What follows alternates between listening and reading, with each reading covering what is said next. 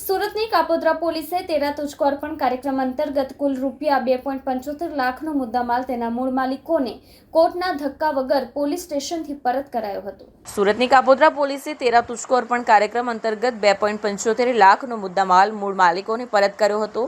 Mobile પરત મળતા લોકોએ પોલીસની કામગીરીને બિરદાવી હતી। સુરતના કાપોદ્રા પોલીસે તેરા તુજકો અર્પણ કાર્યક્રમ અંતર્ગત 26 મોબાઈલ ફોન મૂળ માલિકોને પરત કર્યા હતા।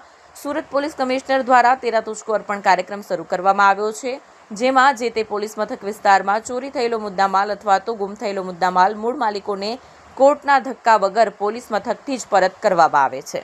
મારું નામ ઈલાબેન ભરતભાઈ લાઠિયા છે। હું વરાછામાં જ રહું છું, હીરાબાગ। અને હું જ્યારે ગામડે ગઈ હતી ત્યારે મારો આ ફોન છે એ હતો, પરંતુ પછી હું જ્યારે રિક્ષામાં બેઠી ત્યારે ખબર ને પૈસા કાઢવાના બદલે હું પૈસા કાઢતી હતી ને પછી મારો ફોન છે એ પર્સમાંથી રિક્ષાવાળા ભાઈએ જ લઈ લીધો હતો। ઘરે જઈને મને ખબર પડી, હું પાછળ રિક્ષાવાળા ભાઈ પાસે ગઈ પણ કંઈ મળ્યો નહીં। અને કેવી રીતના એ ચોરેલો હતો એ મેં વિડીયો બનાવ્યો હતો। અને હું તરત ને તરત 2 દિવસ થયા મને કોઈ સજેશ આપ્યું કે તમે ફરિયાદ કરો કાપોદ્રા પોલીસ સ્ટેશને, એ લોકોનું કામ બહુ સારું છે, તમારો ફોન આવી જશે। તો મેં ભગવાન ઉપર ભરોસો રાખ્યો કે કંઈ નહીં ભાઈ, આવી જાય તો આવી જાય, એ આપણે જવામાં શું વાંધો છે। પણ હું જ્યારે અહીંયા આવીને ત્યારે અહીંયા સાહિલભાઈ કરીને છે, એનો મારો પહેલો સંપર્ક થયો અને સાહિલભાઈ કીધું કે ધીરજ રાખો, એ તમારો ફોન આવી જ જશે એમ।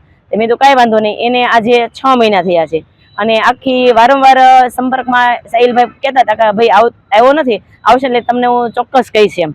એટલે મારું ખાલી એટલું કહેવું છે કે આ 6 મહિના પછી મને આ ફોન જે મળ્યો છે એની ખુશી, કારણ કે જાત મહેનતથી, હું સિંગલ પેરેન્ટ્સ છું અને મેં જાતે આ ફોન લીધેલો એટલે ખોવાઈ ગયો હતો, એટલે મને ખૂબ દુઃખ થયું હતું ત્યારે।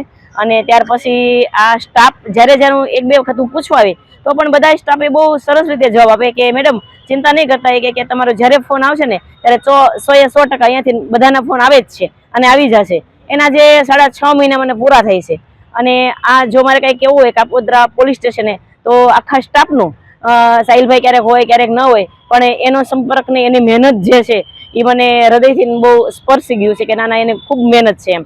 અને મને એને ફોન આવ્યો કે ભાઈ તમારો ફોન આવી ગયો છે, અને એ ત્યારે બીજી જગ્યાએ અડાજણમાં એમ ક્યાંક ટ્રાન્સફર થયેલા છે, તો પણ એ લોકોએ મને એટલી સપોર્ટ કર્યો કે આવતીકાલે, આજે નહીં તો કાલે તમ તારે, હું જોબ કરું છું, મને બહુ મોડું થઈ ગયું હતું પણ અહીંયા સ્ટાફ જ્યારે હતો ત્યારે મને આ મોબાઈલ મળી ગયો છે અને મને આ આનંદને બહુ ખુશી મળી છે એમ।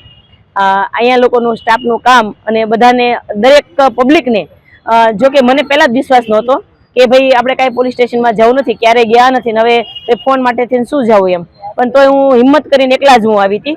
અને પાછું અત્યારે મને એવું લાગે છે કે તમામ જેટલા લોકો જે છે, પબ્લિક જે છે, એને ખરેખર આ સ્ટેશન ઉપર કે પોલીસ સ્ટેશન ઉપર કે કોઈ પણ જગ્યાએ વિશ્વાસ બહુ રાખવો જરૂરી છે।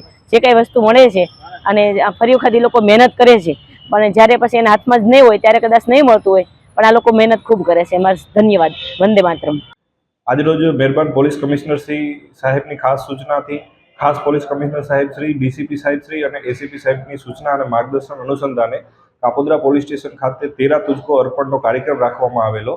અને જે મોબાઈલો પડી ગયેલા હોય, ખોવાઈ ગયેલા હોય અને ચોરાઈ ગયેલા હોય એવા મોબાઈલો તેના મૂળ માલિકોને પરતમાં આપવા માટેનો એક કાર્યક્રમ રાખવામાં આવેલો, જે અનુસંધાને કાપોદ્રા પોલીસ સ્ટેશન ખાતે કુલ આજરોજ 26 જેટલા મોબાઈલો, જેની કુલ રૂપિયા કિંમત 2,75,000ની તેના મૂળ માલિકોને પરત આપેલ છે।